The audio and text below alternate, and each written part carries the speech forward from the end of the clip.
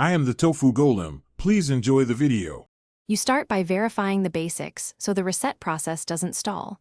Check the phone number and recovery email on Facebook and WhatsApp. Once done, install an Authenticator app or locate existing backup codes.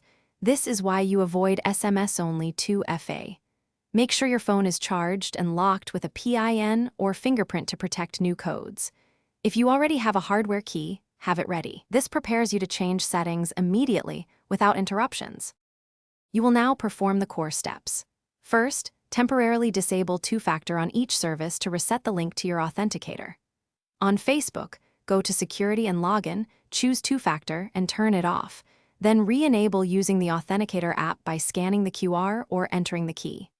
On WhatsApp, open Account two-step verification, disable, then set it up again with a PIN and link the Authenticator. This resyncs tokens and fixes most mismatches, which is why you finish by testing the new setup.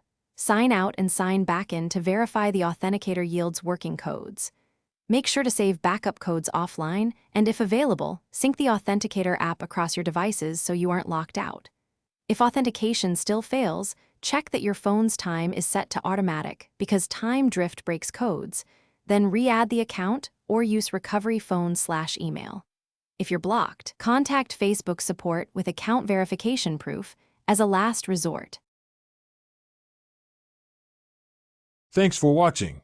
Consider subscribing if we helped you today.